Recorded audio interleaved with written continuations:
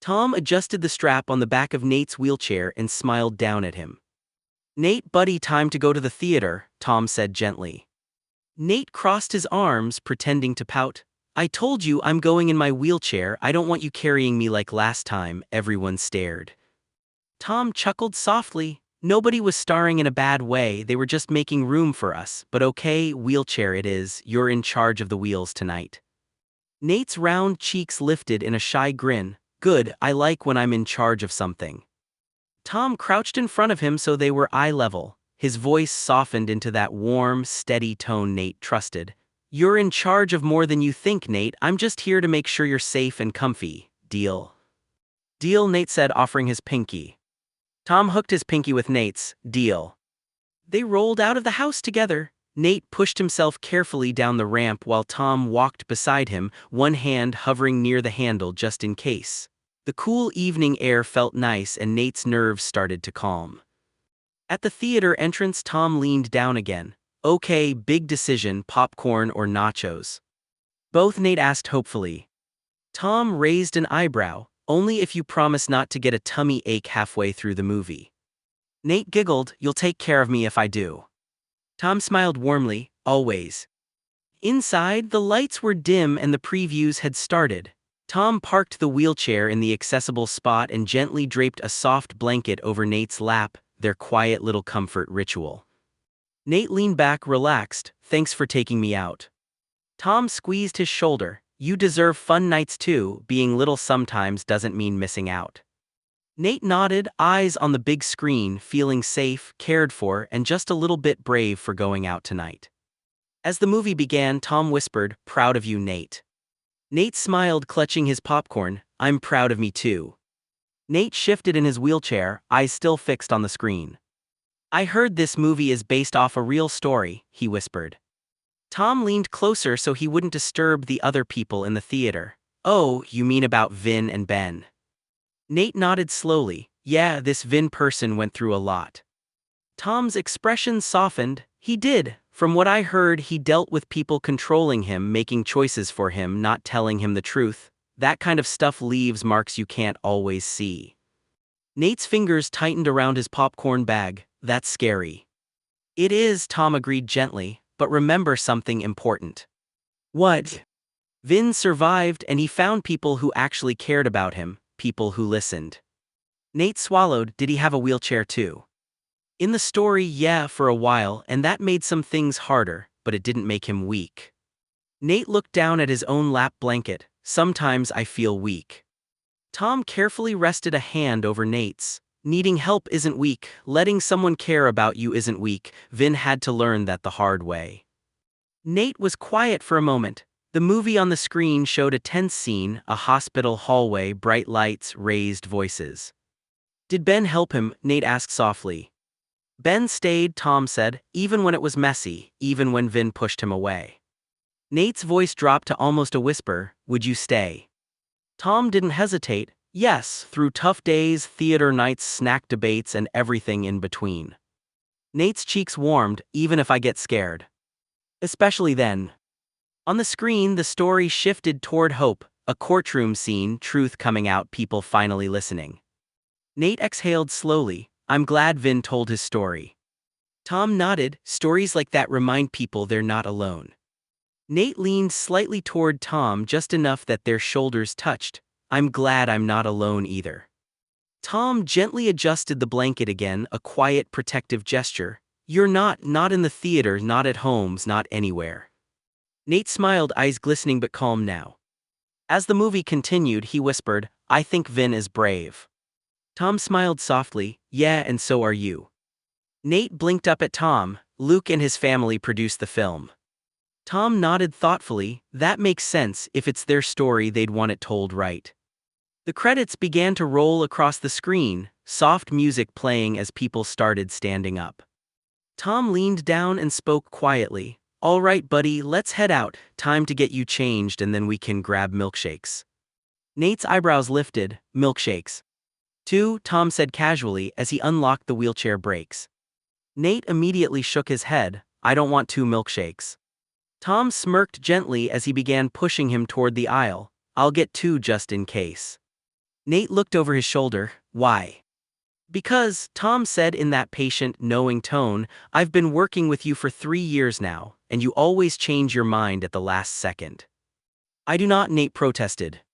Tom raised an eyebrow. Last month, I don't want fries. 5 minutes later, can I have some of yours? Nate's cheeks turned pink. That was different. And the time before that, I'm not cold, then you stole my hoodie.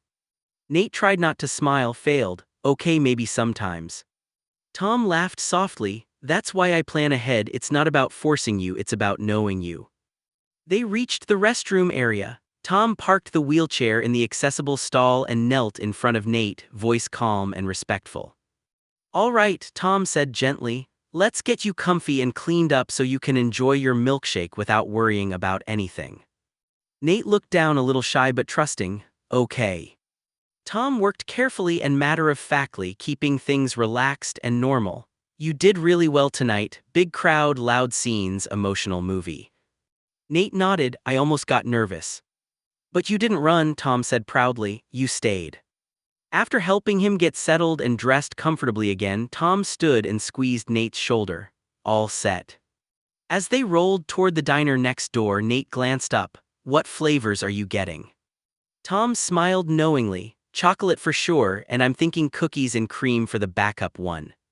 Nate tried to look uninterested. Cookies and cream is overrated. Tom just hummed. 5 minutes later, sitting at a booth with 2 tall milkshakes on the table, Nate stared at the second one. Can I try that one too? Tom slid it over without saying I told you so. His eyes were warm instead. Good thing I plan ahead, he said softly. Nate took a sip and smiled. Okay, maybe you know me pretty well. Tom leaned back comfortably. That's my job. Nate relaxed, both hands wrapped around his milkshake, feeling understood, even when he changed his mind. Tom helped Nate settle back into his wheelchair after their milkshakes, noticing the way Nate kept shifting. Nate, your legs are really tight tonight, Tom said gently. You've been tense since the movie. Nate sighed. I know, they just won't relax. Tom nodded. Okay, when we get home, we'll put a pillow between your legs to keep your hips lined up. It'll help the tightness. Nate made a small face. I hate that pillow. Tom gave him a soft, understanding look. I know you do, but right now you're so tight that you need it. It's not about comfort in the moment, it's about helping your muscles calm down. Nate was quiet for a second, then nodded. Okay. That's my guy, Tom said warmly. Later that evening, back home, Tom helped Nate onto the couch first so he could stretch a little. He carefully supported Nate's legs, moving slowly and explaining each step so nothing startled him. Deep breath, Tom reminded. Nate inhaled, then let it out slowly. It feels stiff. I know, the theater seats, sitting still, emotional stuff, your body holds onto all that. Tom placed a soft pillow between Nate's knees and adjusted it so it didn't press too hard. He made sure Nate's hips were straight and his feet were supported. There, Tom said, how that? Nate shifted slightly. Not as bad as I thought. Tom smiled. Sometimes the things we don't like are the things that help the most. Nate looked up at him. You're not mad I complain about it? Tom shook his head. Nope, you're allowed to not like things. My job is just to keep you safe and comfortable long term. Nate relaxed into the couch, the tension in his legs slowly easing. Thanks for taking care of me, Nate murmured. Tom gently brushed a hand over his hair. Always. The room was quiet and calm now, the busy theater long behind them, and Nate let himself settle, trusting that even the small, uncomfortable adjustments were part of being looked after. Tom pulled back the covers and fluffed Nate's pillows. All right, buddy, bed's ready for you, go on and get in. Nate wheeled over slowly, transferring carefully with Tom nearby just in case. Once he was settled, he looked up. Tom, thank you for finding that documentary. Tom gave a small nod. You're welcome, it was important to you. Nate stared at the ceiling. After everything I saw, I get why Vince snapped. I get why he had Ben and Luke's parents killed. Tom's expression grew serious, but his tone stayed calm. I understand feeling like you understand someone's pain. Vin went through horrific abuse. That kind of trauma can twist everything inside a person. Nate swallowed. He was wrong for it. Yes, Tom said gently but firmly. No matter how badly someone is hurt, taking lives isn't the answer. Being abused explains why someone is in pain, it doesn't make violence right. Nate was quiet for a moment. I don't blame him for feeling like that, Nate said softly. He was abused, not only by Ben and Alan but by the friends he called family. Tom sat on the edge of the bed. Betrayal from people you trust can feel worse than anything, it makes the world feel unsafe. Nate nodded, yeah. But here's the hard truth, Tom continued carefully. Hurt people sometimes hurt others and that's tragic, but we don't excuse it, we try to stop the cycle. Nate looked over at him, so you can understand someone and still say they were wrong. Exactly, Tom replied. Compassion doesn't mean agreement. You can say, I see your pain, and still say, what you did was not okay. Nate let that sink in. Tom adjusted Nate's blanket and made sure the pillow between his legs was still in place. You feel for Vin because you relate to parts of his story, that makes you empathetic. Nate's voice softened, I just hate that nobody protected him. Tom brushed his hand gently over Nate's shoulder. That's why we talk about stories like this, so people learn to protect better, so they notice sooner. Nate turned onto his side slightly, getting comfortable. You protect me. Tom smiled faintly, that's my job. There was a pause. Tom. Yes. If someone hurts you, I wouldn't want to hurt them back, I'd want them stopped. Tom's eyes warmed, that's the healthy difference right there. Nate closed his eyes, calmer now, I don't want to be like Vin. You're not, Tom said softly, you feel anger but you still choose kindness, that's strength. Nate exhaled slowly as Tom dimmed the light. Good night, Nate. Good night, Tom. And with the room quiet and steady, Nate let the thoughts settle, knowing that understanding pain didn't mean becoming it. Tom stepped quietly into his own bedroom and gently set the baby monitor on his bedside table. The soft green light glowed, the faint sound of Nate's steady breathing coming through the speaker. Behind the monitor sat a small framed photo, two teenage boys grinning at the camera, arms slung over each other's shoulders. Tom picked it up. Ben, we told you caregiving wasn't the right choice for you, bro, he murmured to the picture. The photo had been taken years ago, long before everything changed, before burnout, before the fights, before the documentary about Vin, Ben, and all the damage that followed. Tom set the frame back down carefully. A soft scratching sound came at the door. Come in, Tom whispered. A golden-brown dog padded into the room, tail wagging gently. Hey, Bingo, Tom said quietly, kneeling to scratch behind the dog's ears. Good timing. Bingo huffed softly, then looked toward the hallway. Tom nodded, yeah, let's go potty, but be quiet, Nate's sleeping. He clipped on the leash as quietly as he could. The baby monitor came with him, volume turned low but close enough to hear if Nate stirred. Outside, the night air was cool and still. Bingo sniffed around the yard while Tom stood on the porch thinking. Ben had a big heart, Tom muttered softly, just didn't know how to set boundaries, that's what broke him. Bingo finished and trotted back. Good boy, Tom whispered, unclipping the leash once they were back inside. Tom glanced at the monitor. Nate shifted slightly but stayed asleep, the pillow still positioned between his legs, blanket tucked up under his chin. Tom allowed himself a small smile. Different path, he said quietly to himself. Same intention, care but done right. Bingo circled twice on the rug and flopped down with a content sigh. Tom dimmed his bedside lamp, one last glance at the old photo before turning it face down for the night. Rest easy, Nate, he murmured. Through the monitor, all that could be heard was calm, steady breathing, and for once that was enough. Nate jolted upright in bed. Tom, he yelled, voice shaking. Tom was already halfway down the hallway when he heard it. He rushed into the bedroom, flipping on the lamp softly. It's okay, it's just a nightmare, Tom said, moving to the side of the bed. Nate was pale, breathing hard. He pointed toward the TV. It wasn't just a dream, Nate said. I saw this, a video, Luke and his family, Ben's family, his mother, his father, his brother, Tom. Tom's stomach dropped. Before he could respond, there was a heavy knock at the front door. Both of them froze. Another knock. Tom exhaled slowly, stay here. He walked to the door and opened it. Aaron stood there. Nate's brother stepped inside, eyes serious. we need to talk. Nate called from the bedroom, voice steadier now. Aaron, come in. The three of them stood in the bedroom, tension thick in the air. Nate looked directly at Tom. Tell me the truth, are you Ben's brother? Tom held his gaze. Yes.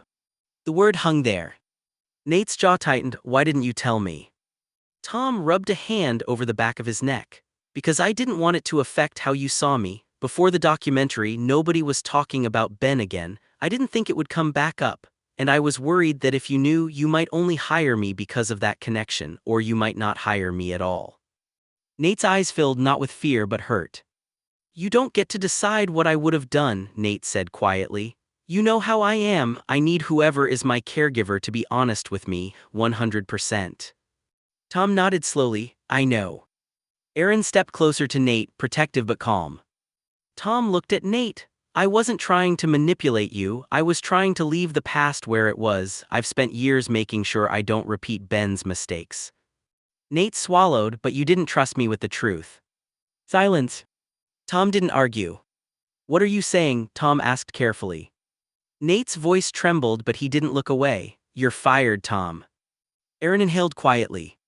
Nate continued, steady now. You'll get paid for this week, but pack your bags and go. Tom's face fell, not angry, not defensive, just sad. Aaron looked at Tom. Tom, I'm sorry. Tom nodded once. You don't owe me an apology. He turned back to Nate. I never lied when I said I care about you, that part was real. Nate's voice softened slightly. I know, that's why this hurts. Tom stood there a moment longer, then gave a small nod. I'll pack. Aaron stayed beside Nate as Tom walked to his room. The house felt different now, quieter, heavier. In the bedroom, Tom picked up the small picture frame from his bedside table. He stared at it for a long moment, then placed it carefully into his bag. From down the hall, Nate's voice could be heard, not angry, just wounded. I just needed honesty. Aaron rested a hand on Nate's shoulder. You did what you felt was right. In the other room, Tom zipped his bag slowly. Sometimes care isn't enough. Sometimes trust is everything. Tom sat in his car with his packed bag in the passenger seat. The house behind him was dark now. He scrolled to his dad's number and hit call. Dan answered on the third ring. Hey, everything okay? Tom swallowed. Dad, can I come over and stay for a bit? There was a pause. What happened with Nate? Tom leaned back in the driver's seat. He found out I'm Ben's brother. I never told him. Dan exhaled slowly. You thought he wouldn't give you the job if he knew. Yeah, Tom admitted, or that he'd only hire me because of Ben's. I didn't want that hanging over everything. And he fired you because you lied. Tom nodded even though his dad couldn't see him. Yeah, he said it wasn't about Ben, it was about honesty. Dan was quiet for a moment. You can sleep on the couch, Dan finally said. You know that interview was going to be posted eventually. The documentary stirred everything up. I know, Tom said, rubbing his forehead. I just hoped it wouldn't reach him, or that I'd have time to explain it first. Running from it never works, Dan replied gently. We learned that the hard way with Ben. Tom's voice cracked slightly. I'm not Ben. I know you're not, Dan said firmly, but secrets still cause damage, even small ones. Tom stared out the windshield at the empty street. I still have bills to pay, rent, insurance. I can't just lose a job like that. We'll figure something out, Dan said. You've built a reputation outside of all that. This isn't the end. Tom sighed. It feels like it. It's not, Dan replied. It's a consequence. There's a difference. Tom was quiet. Did you care about Nate? Dan asked. Yes, Tom said immediately. Of course I did. Then maybe someday he'll see that, but right now he needed to protect his trust. You can't fault him for that. Tom nodded slowly. I don't. Come over, Dan said. We'll talk in the morning. Tom started the engine. Okay. And Tom. Yes. I'm proud of you for calling instead of hiding. Tom let out a shaky breath. Thanks, Dad. As he drove toward his childhood home, he realized something hard but true. He had tried to leave the past behind. But the past doesn't disappear. It waits until you're ready to face it. Morning light came through the living room window where Tom had slept on the couch. He was still staring at the ceiling when he heard his mom's voice from the kitchen. Tom, you up? He sat up slowly. Yeah. Fanny stepped into the doorway, arms folded. Your father told me you got fired from that Nate gig. Tom rubbed his face. Yeah, he and his family blocked me, phone, email, everything. Fanny's expression wasn't soft like Dan's had been, it was sharp, practical. Well, she said, come work with me. Tom blinked. Mom, I just got fired. So, she replied, that means you're free and you need a job. Tom exhaled. It's not that simple. It is that simple, Fanny shot back. You are not a teenager anymore, you have bills, so you work or you leave. Tom stiffened. I am working, or I was. And now you're not, she said bluntly, so you pivot. He stood up, frustration rising. I messed up, I didn't tell Nate I was Ben's brother, I thought it wouldn't matter. Fanny tilted her head, but it did. Yes. And what did you learn? Tom hesitated. That hiding something because you're scared of losing something usually makes you lose it anyway. Fanny nodded once. Good, then learn it and move. Tom looked at her, surprised at the lack of sympathy. She sighed, softer now. Tom, I love you, but I will not let you spiral because of guilt or pride. Ben spiraled, you don't get to. The words hit. I'm not Ben, Tom said quietly. I know, she replied, so prove it, stand up, fix what you can, and handle what you can't. Tom ran a hand through his hair. What would I even do with you? Office help, scheduling, billing, something steady while you figure out your next caregiving position. You're good at care, just maybe not good at managing your history. He almost laughed at that. You really think I can just move on? He asked. Fanny stepped closer. No, but you can move forward. There was a long pause. Get dressed, she said finally. We leave in 20 minutes. Tom looked toward the hallway, thinking of Nate, of the baby monitor, of the picture frame now tucked in his bag. Okay, he said. Fanny gave a small nod. Good, work clears the mind.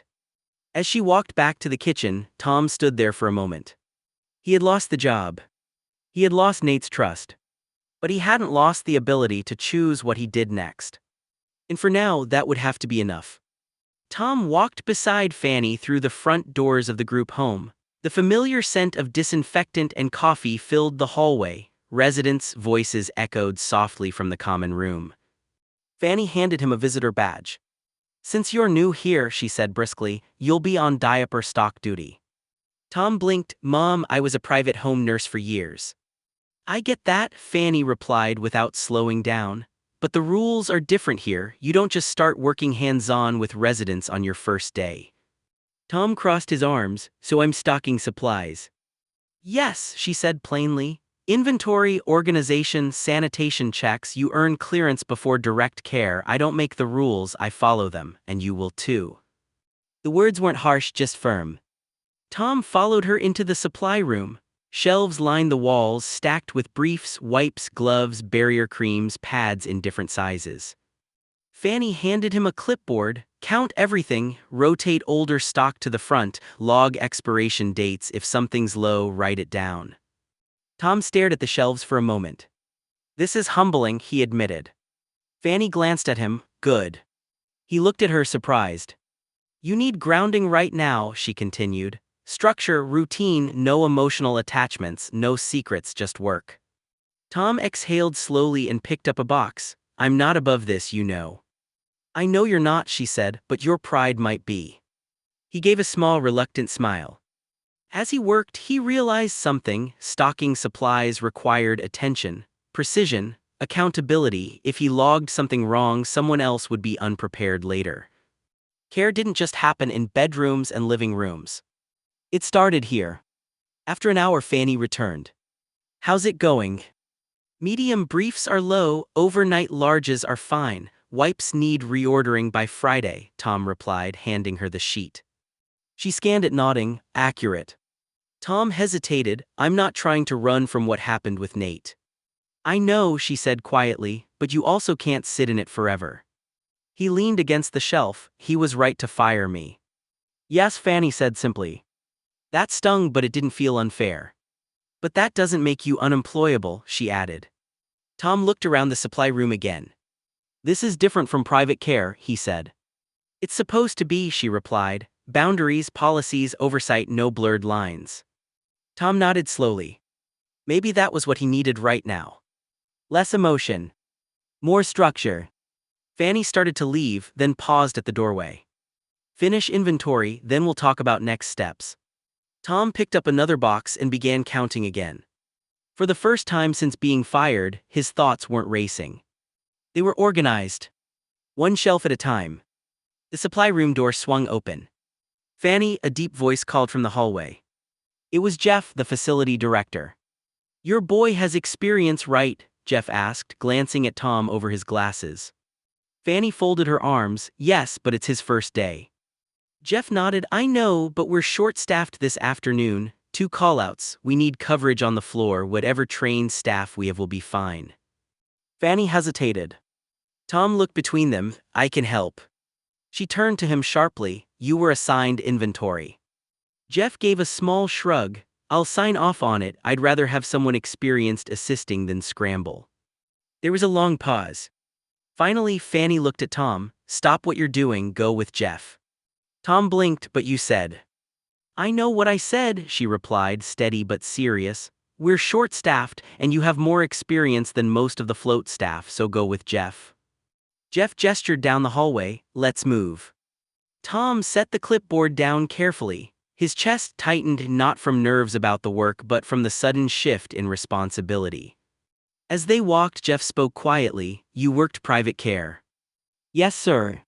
Then you know how to communicate. This isn't private. You document everything. You don't freelance. You follow care plans exactly. Yes, sir. They stepped into a resident room where 2 aides were already assisting an elderly man transferring from wheelchair to bed. We need hands, Jeff said. Tom stepped in smoothly, calm voice, clear communication, steady movements. He asked before touching, followed instructions, checked positioning twice. No shortcuts. When the transfer was complete, one of the aides exhaled. Thanks, that helped. Tom nodded. No problem. Jeff watched closely. After they stepped back into the hallway, Jeff folded his clipboard. You're solid, he said. Why were you stocking shelves? Tom gave a small, honest shrug. First day protocol. My mom runs a tight ship. Jeff almost smiled. Good, keeps things clean. They continued down the corridor to assist with another room, routine care, repositioning, documentation. Tom moved with focus. No emotional blur. No secrets. Just policy and procedure. Later in the hallway, Fanny approached. How did it go? She asked Jeff. He's competent, Jeff replied. We'll need him on the floor this week. Fanny looked at Tom. You followed the care plan. Yes. Documented. Yes. No improvising. No. She nodded once. Good. Tom met her eyes. I can handle structured care. I know you can, she said. Structure is what protects everyone. For the first time that day, Tom felt something steady return. Not redemption. Not forgiveness. Just footing. And sometimes, footing is the first step back to balance. Jeff closed the office door halfway. Pat spoke with the agency, he said. Since Nate fired you, we're sending Robert to replace you. Tom stiffened. Robert. Yes. Tom shook his head. Nate is overweight. Robert can't manage him safely on his own. Jeff didn't flinch. Aaron, Nate's brother, just got a Hoyer lift installed. Tom's jaw tightened. I asked for a Hoyer lift on my second day working with Nate. Jeff sighed. At the time, there wasn't money in the budget. Tom let out a short, humorless laugh. And now there is. Tom, don't be like that, Jeff warned. Like what? Tom shot back. Like someone who strained his back doing manual transfers because equipment wasn't approved. Jeff leaned against his desk. Budgets change, circumstances change. Tom's voice dropped, frustration turning heavier. Can I get some help paying to get my back repaired? Physical therapy at least. I can't, Jeff said plainly. You were contracted privately there, that wasn't through us. Tom stared at him. My back hurts, Tom continued. But I still showed up, every day, no lift, no extra support, and now Robert gets the same client with equipment to help him. Jeff's tone softened slightly. The equipment wasn't for Robert, it was for Nate, and for liability. Tom ran a hand over his face. You should have documented your injury, Jeff added. You should have refused unsafe transfers. I didn't want Nate to feel like a burden, Tom replied quietly. That's exactly why lifts exist, Jeff said, to protect both client and caregiver. Silence hung in the room. Tom looked down at his hands. I asked. I know you did, Jeff admitted. But the family didn't prioritize it then. After the documentary and everything else, Aaron probably reassessed. Tom swallowed hard. So I break my back trying to help and the next guy gets the safer setup. Jeff met his eyes. You're angry. Yes. That's fair, Jeff said, but don't turn it into bitterness. You chose to keep working without refusing unsafe conditions. Tom didn't argue. Jeff continued, steady and managerial. If your back is injured, go see a doctor, don't wait, and don't carry resentment into your next position. It'll follow you. Tom exhaled slowly. I cared about him, he said. I believe that, Jeff replied, but care without boundaries gets expensive. Tom nodded once. As he left the office, the reality settled in. He had asked for help. He hadn't pushed hard enough.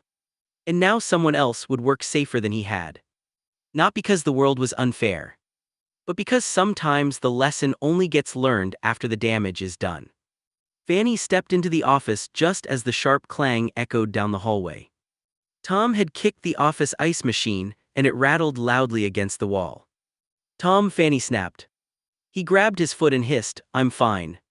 No, you're not, she said firmly. He turned away, jaw tight. Aaron asked for a Hoyer liftway before we got a nurse for Nate.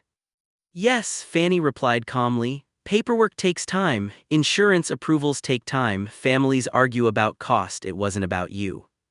Tom ran both hands through his hair. I believe that, I really do, but right now I'm just mad, fuck. Fanny stepped closer but kept her voice controlled. Being mad is one thing, kicking equipment in a workplace is another. Tom leaned against the desk, breathing hard. I hurt my back trying to do the right thing, now the next guy gets it easier. No, Fanny corrected gently, the next guy gets it safer. Tom didn't respond. She softened slightly. You're grieving more than a job, you're grieving the idea that you were needed. That hit. He looked up at her, eyes tired. I was needed. You were, she said, and then trust broke and now you feel replaced. Tom swallowed. But listen to me carefully, Fanny continued. Equipment being approved now doesn't erase what you did, it just means the system finally caught up. He looked at the ice machine he'd kicked. Anger is normal, she said, but don't let it turn into self-destruction. You hurt your back once, don't hurt your future too. Tom let out a long breath, the tension slowly draining. I shouldn't have kicked it, he muttered. No, she agreed, you shouldn't have. Go splash some water on your face, then we'll talk about getting you checked out for that back. He nodded. As he walked toward the sink, he realized something uncomfortable but true. He wasn't angry about the lift. He was angry that he wasn't the one there anymore to use it. Robert stood just inside the doorway, posture straight but relaxed. Aaron stepped aside. Nate, your new caregiver, is here. Robert gave a small nod. Hi Nate, I'm Robert. Nate sat in his wheelchair near the living room window. He looked Robert over, not cold, not warm, just measuring. Okay, Nate said simply. Aaron glanced between them. I'll be in the kitchen if you need anything. Robert stepped a little closer, keeping his tone professional. So Nate, what do you need right now? Nate didn't hesitate, a quick diaper change. All right, Robert replied calmly, let's head to your room. Aaron watched quietly as they moved down the hallway. The new Hoyer lift stood near the bed, freshly installed. Inside the bedroom, Robert washed his hands and put on gloves. Before they began, Nate looked at him seriously. I just got one rule, Nate said. Robert paused. What is it? Nate met his eyes. Just be honest with me, and I'll be honest with you. There was weight behind the words. Robert didn't rush his answer. Okay, he said, that's fair.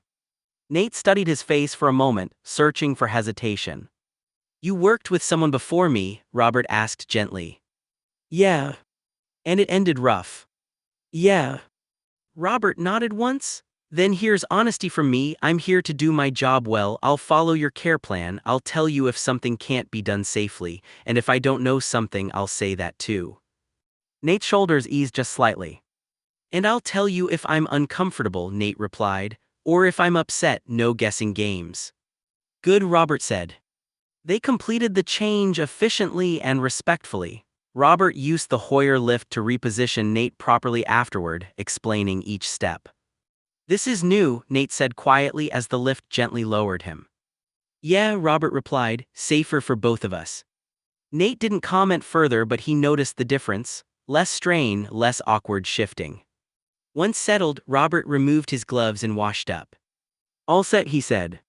Nate looked at him again, not smiling but not guarded either. "Thanks." Robert gave a small nod. "We'll figure out a rhythm, one step at a time." From the kitchen, Aaron listened to the calm tone of the conversation and allowed himself to relax. Trust wouldn't come instantly. But at least this time, it started with something simple. Honesty. The bedroom